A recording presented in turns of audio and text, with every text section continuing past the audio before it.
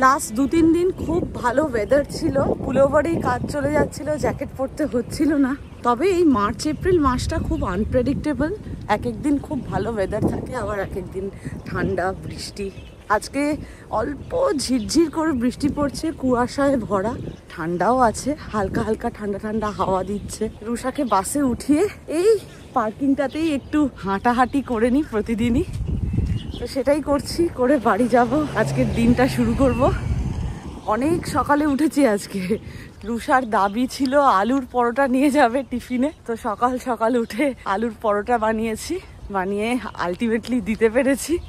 একটা পরোটা হয়েছে যেটা ওকে প্যাক করে দিয়েছি, বাকি পরোটাগুলো গিয়ে ভাজবো। Good morning everyone, welcome back to the channel, welcome to simple thinking simple living. কেমন আছেন আপনারা? আশা করি সবাই খুব ভালো আছেন, সুস্থ আছেন। কি সুন্দর ফুলের কুড়ি আসা শুরু করে দিয়েছে গাছটাতে। ঢুকে পড়লাম আবারও রান্নাঘরে। বলছিলামই অনেক সকাল সকাল রান্নাঘরের কাজ শুরু হয়েছে আজকে। এবার চা বসাবো। এদিকে রান্নাঘরের অবস্থা একদম ক্যাওটিক, কিছু বাসন পড়ে আছে, যেই বাসনগুলো মাজা হয়েছে ওগুলো তুলতে হবে। ধনে জিরে ভেজে রেখে গেছিলাম শুকনো খোলায়, এটাকে গুঁড়ো করে নেব। পরোটা ভেজেছিলাম, পরোটা বেলেছিলাম, কিছুই গোছানো হয়নি। এদিকে আলুর পুরটা বানানো আছে, এখানেও একটু ভাজা মশলা মেশাবো। আর এদিকে আলুর পরোটার জন্য ময়দাও মেখে রেখেছি, দেখি আরো কয়েকটা বানিয়ে নেব। আলুর পরোটার জন্য লেচিগুলো বানিয়ে নিচ্ছি। আজকে আসলে তাড়াহুড়ো করে পুরটা বানিয়েছি তো সকালবেলা, আলুর পুরটা একটু নরম হয়ে গেছে, তাই একটা ট্রিক অ্যাপ্লাই করছি। আপনাদেরকেও ভাবলাম ট্রিকটা দেখিয়ে দিই, হয়তো অনেকেই জানেন, তবে আমি এরকম ভাবে যে কোনো পুর যদি একটু নরম হয়ে যায় আমি এরকম করি, তাহলে আর ফাটে না পরোটাটা। একটু বেলে নেওয়ার পর পুরটা দিয়ে দিলাম, আর তার উপরে একটু আটা ছড়িয়ে দিচ্ছি। এই আটাটা পুরের যেই সগি ব্যাপারটা আছে, মানে ভেজা ভেজা ব্যাপারটা, ওটা সোক করে নেবে, তাহলে আর বেলার সময় পরোটাটা ফেটে যায় না। এবার তো যত ভালো করে লক করা হবে তত ভালো। এই ট্রিকটা আপনারা অ্যাপ্লাই করবেন যারা জানেন না, আর যারা জানেন তারা তো জানেনই, তাদেরকে আর নতুন করে কি বলবো। যদি আপনাদের কাছে আরো নতুন কোনো ট্রিক থাকে, ভেজা ভেজা হয়ে গেলে কি ট্রিক, সেটা অবশ্যই আমার সাথে শেয়ার করবেন। লেচিগুলো বানিয়ে নিচ্ছি এরকম ভাবে।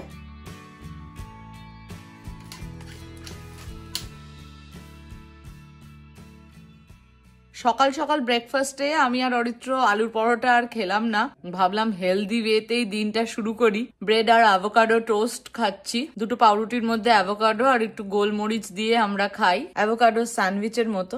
প্রথম খেতে একদম ভাল লাগতো না, এখন রোজই প্রায় বেশিরভাগ দিনই এটাই খাই বলে এখন খেতে খেতে অভ্যেস হয়ে গেছে। ব্রেডটা একটু কড়া করে টোস্ট করলে খেতে বেশি ভালো লাগে, মুচমুচে হয় তো। খেয়ে নি, তারপরে আবার বাকি 8টা মতো আলুর পরোটা হয়েছে, ওগুলো বেলে ভেজে নেব। আগের বছর সামারে বন্ধুদের সাথে পটলাক করেছিলাম, তখন আলুর পরোটা বানিয়েছিলাম, তারপরে এই আবারও বানাচ্ছি।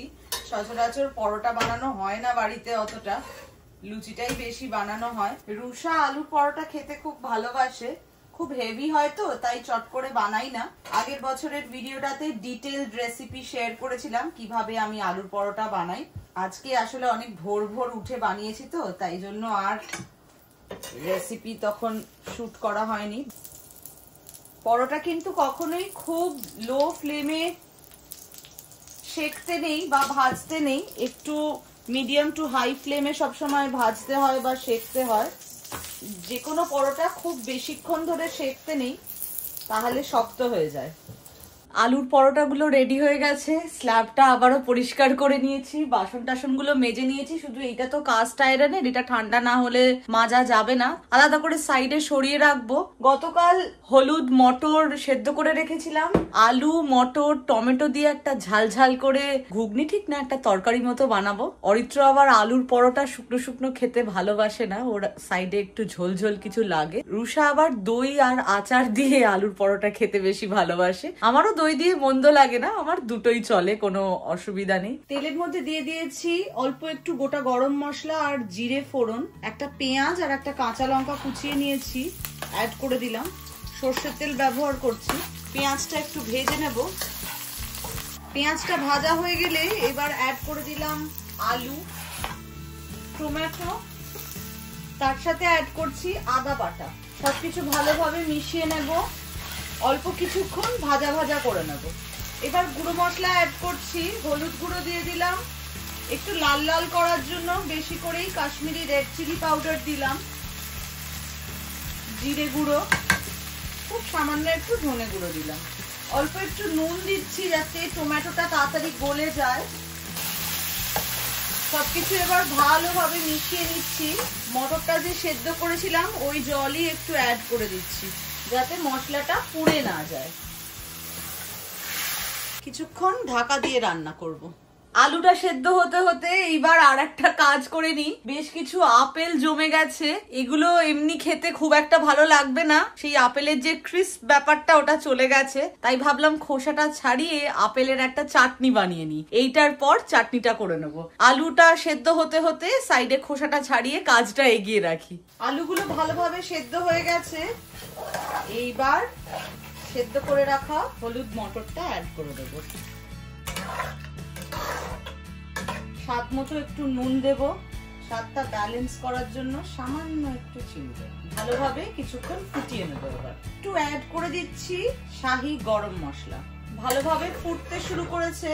নামানোর আগে অ্যাড করছি অল্প একটু ভাজা মশলা। ভ্যারাইটি রান্না করলে সময় তো লাগেই, আজকে হাঁপিয়ে গেছি। আপেলগুলো বেশ কয়েকদিন ধরেই পড়েছিল, ভাবছিলাম কবে করব, ভাবলাম আজকেই সুযোগ। পরোটা করেছি, চাটনিটা এইটা দিয়ে ভালোই লাগবে। একদম চপ করে নিয়েছি। ইচ্ছা আছে রুষা আসার আগে চাটনিটা শেষ করে ফেলার, তাহলে ওকে একসাথে 3টে জিনিস খেতে দিলে ওর একদম দিল খুশ হয়ে যাবে। ভ্যারাইটি খাবার দাবার খেতে রুষা ভালোই বাসে, আর কার না ভালো লাগে। স্কুল থেকে ফিরে এসে মা কি বানিয়েছে সেই উৎসাহ সব বাচ্চারই থাকে। আমরা যখন ছোট ছিলাম তখন আমাদেরও সেম জিনিসটাই হতো। বাস থেকে নেমেই প্রথম মাকে জিজ্ঞেস করতাম আজকে কি খাবার, আর ঘুম থেকে চোখ খুলেও প্রথম ব্রাশ করার আগে জিজ্ঞেস করতাম আজকে কি খাবার। ভালো খাবার না হলেই ঘুম থেকে ওঠার ইচ্ছা নেই আর মন খারাপ, আর ভালো খাবার হলেই কোনো মতে তাড়াতাড়ি ফ্রেশ হয়ে এসে আগে খেতে বসা। সবার বাড়িরই একই স্টোরি, আমার বাড়িতেও তাই তাড়াতাড়ি করে এবার চাটনিটা করে ফেলি, তারপরে রুষাকে আনতে বেরোবো। কড়াইটা একটু ধুয়ে নিয়েছি, এবার অল্প করে একটু সর্ষের তেল অ্যাড করে দিলাম। আমার কাছে আজকে চিলি ফ্লেক্স নেই, তাই অল্প করে একটু শুকনো লঙ্কা গুঁড়িয়ে দিয়ে দিলাম। তার সাথে দিয়ে দিচ্ছি অল্প করে একটু পাঁচফোড়ন। পাঁচফোড়নটা লাল হতেই এবার অ্যাড করে দিচ্ছি চপ করে রাখা আপেল। একটু কিছুক্ষণ হাই ফ্লেমে ভেজে নেব।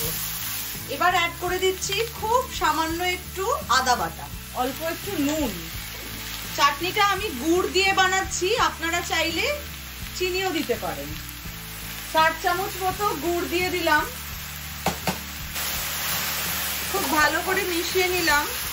ফ্লেমটা লো টু মিডিয়াম করে ঢেকে রেখে দেবো আপেলটা যতক্ষণ না সেদ্ধ হয়। আমার আবার দই দিয়ে আলুর পরোটা খেতে বেশ ভালো লাগে।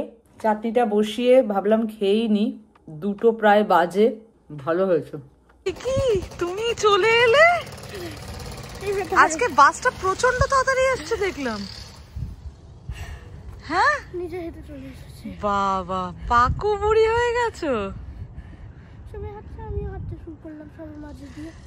ঠিক আছে চলো। শরীর কেমন আছে? ভালো আছে, আমি বাইরে খেলতে পারবো। আর খেলতে হবে না, তুমি এখন ওষুধ খেয়ে থাকো। তোমার একবার সর্দি ঠিক হয় তো আবার হয়। চলো চলো চলো চলো। আপেলটা হয়ে গেছে, এইবার সবকিছু একটু কম্বাইন করার জন্য সামান্য একটু জল দিলাম। এই ম্যাশারটা দিয়ে ম্যাশ করে দিচ্ছি। ফ্লেমটা এবার হাই করে দিলাম। যেইটুকু জল দিয়েছিলাম ওটাও শুকিয়ে নেবো পুরোটা। এবার একটা লেবু কেটে রেখেছি, অ্যাড করে দিলাম। ফ্লেমটা বন্ধ করে দিয়েছি। লেবুর রসটা দিয়ে দিলাম। যদি লেবুর রস না থাকে, আপেলটা সেদ্ধ করার সময় একটু ভিনিগারও দেওয়া যেতে পারে, তবে লেবুর রসের ফ্লেভারটা বেশি ভালো লাগে। যেই ভাজা মশলাটা বানিয়ে রেখেছি সেটা অ্যাড করে দিলাম। আজকে একদম ড্রাই রেখেছি, এটা ঝোল ঝোলেও হয়। অন্য কোনো একদিন সেই ঝোল ঝোল চাটনির রেসিপি শেয়ার করে দেবো আপনাদের সাথে। এই হলো আজকে আমাদের মেঘলা দিনের টেস্টি খাবার। বসো, দেখো কেমন লাগে। দেখো সাবধান, ভয় লাগে। এটা কিসের বানিয়েছি বলতো? লাউ। নো, 5টা চান্স দেওয়া যাবে। তাড়াতাড়ি বলতে হবে। উইদিন লাউ হয়ে গেছে ক্রস, আর 4টে অপশন। নাও দেখি। 1, নো। কি মাস্টার শেফ দেখো তুমি, তাড়াতাড়ি বলো। কি বললে? অরেঞ্জ না, তাহলে কটা হলো? লাউ না, কলা না, পেঁপে না, অরেঞ্জ না, লাস্ট অপশন না। বাড়িতে কি ছিল যেটা এখন শেষ হয়ে গেছে ফ্রুট ট্রেতে? ডিসগাস্টিং কেন? খেতে তো ভালো হয়েছে। খেয়ে বলতেই পারলি না আপেল, তাহলে বুঝতে পারছিস কত ভালো হয়েছে। পরোটা দিয়ে ভালো লাগছে, খেয়ে দেখ পরোটাটা কেমন হয়েছে। কালকে কি নিবি? আবার পরোটা করতে পারছি না, একটুই পুর আছে, ঠিক আছে করে দেবো যা। আবার পরোটা, হাঁপিয়ে গেছি, আজকে কতগুলো পরোটা বানিয়েছি। ভ্যারাইটি রান্না বান্না তো চলছেই, আবারও কড়াই বসিয়ে দিয়েছি। ফ্রিজ প্রায় খালি, যা যা সবজি ছিল সবই বার করে নিয়েছি, শুধু অল্প একটু পেঁয়াজ কলি আছে। 11 বছর হয়ে গেল মাকে আমরা হারিয়েছি, তারপর থেকে শুরু হয়েছে বাবার রান্নাঘরের জার্নি। এখন বাবা ভ্যারাইটি রান্না করা শিখেছে, তাই আজকে আপনাদের সাথে শেয়ার করছি বাবার হাতের একটা রান্না, মিক্সড ভেজ, কিন্তু একটু অন্যরকম ভাবে। আগে আমি একদিন বানিয়েছিলাম, বাড়ির সবাই আমরা খুব ভালোবেসে চেটেপুটে খেয়েছি, তাই ভাবলাম আজকে আবারও বানাই। সর্ষের তেল অ্যাড করে দিলাম, বেশ অনেকটা সবজি আছে তাই আরো একটু তেল দিয়ে দিলাম। এই রান্নাটায় বেশি মশলার ব্যবহার হয় না, বেশ কিছুটা 5 ফোড়ন অ্যাড করে দিচ্ছি, আর দিয়ে দিচ্ছি 2টো কাঁচা লঙ্কা ভেঙে দিয়ে দিলাম। মশলাটা একটু নাড়াচাড়া করে নিয়ে এবার কেটে রাখা পেঁয়াজগুলো অ্যাড করে দিচ্ছি।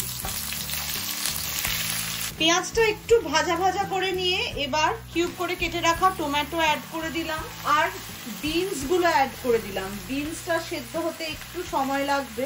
আপাতত এখন ঢাকা দিচ্ছি না।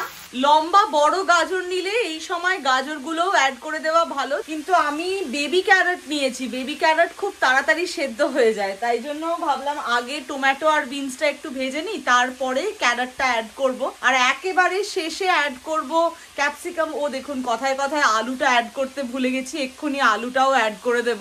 এই রান্নাটায় টমেটো আর পেঁয়াজের পরিমাণটা একটু বেশি লাগে, কতটা সবজি নিচ্ছেন তার উপর টমেটো আর পেঁয়াজটার অ্যামাউন্টটা নির্ভর করছে। অন্য সবজিও অ্যাড করা যায়, মটরশুঁটি, ফুলকপি, এইগুলোও দিলে ভালোই লাগে খেতে। তাড়াতাড়ি আলুটা দিয়ে দিই, আলুটাও সেদ্ধ হতে সময় লাগবে কিছুক্ষণ। একটু এই সবজিগুলো ভেজে নেওয়ার পর এইবার কেটে রাখা গাজরগুলোও অ্যাড করে দিলাম, আবারও সেম পদ্ধতি ভালোভাবে ভাজবো। একটু হলুদ গুঁড়ো দিয়ে দিলাম, খুব অল্প। কিছুক্ষণ ভাজা ভাজা করে নিয়ে এবার আস্তে আস্তে সবজির থেকে একটু একটু যখন জল বেরোবে, সামান্য একটু নুন দিয়ে দেবো যাতে আরো জল বেরোয়। এবার অল্প কিছুক্ষণের জন্য ঢেকে দেব। সবজিগুলো সেদ্ধ হয়ে গেলে এই ক্যাপসিকাম গুলো অ্যাড করে দেব। ক্যাপসিকাম গুলো একদম গলে গেলে ভালো লাগে না, আর সবজিগুলো লক্ষ্য রাখতে হবে, একদম গলে গলে পাক হয়ে গেলে কিন্তু ভাল লাগবে না, গোটা গোটা থাকবে কিন্তু সেদ্ধ হয়ে যাবে। ওই রকম অবস্থায় রান্না প্রায় ডান। আর এই সবজিটাতে কোনো রকম অন্য মশলা অ্যাড হয় না, ম্যাগির এই ম্যাজিক মশলা ইউজ করা হয়। বাবা আবার ম্যাগি মশলা বলে, মনে হয় এই ম্যাগি মশলাটাই ব্যবহার করে। ম্যাগি বানানোর সময় যদি কোনো মশলা বেঁচে যায় সেই মশলাটাও ব্যবহার করা যেতে পারে। দেখুন এবার আলুগুলোও সেদ্ধ হয়ে গেছে, এই যে আলুটা কেটে যাচ্ছে, তার মানে বাকি সবজিগুলোও ডান, কারণ আলু সেদ্ধ হতেই সময়টা লাগে। কেটে রাখা ক্যাপসিকাম অ্যাড করে দিলাম। আজকে সবজির পরিমাণটা বেশি বলে আমি 2টো প্যাকেট ম্যাজিক মশলা অ্যাড করছি। ম্যাজিক মশলায় কিন্তু একটু নুন থাকে, তাই জন্য আগে মশলাটা অ্যাড করার পর যদি মনে হয় তাহলে নুন দেবেন। এবার সবটা ভালো করে মিশিয়ে নেব। আমি আর আলাদা করে এই সবজিটাতে জল দিই না, এটা শুকনো শুকনোই খেতে বেশ ভালো লাগে, ডালের সাথে বা রুটি দিয়েও খুব ভালো লাগে।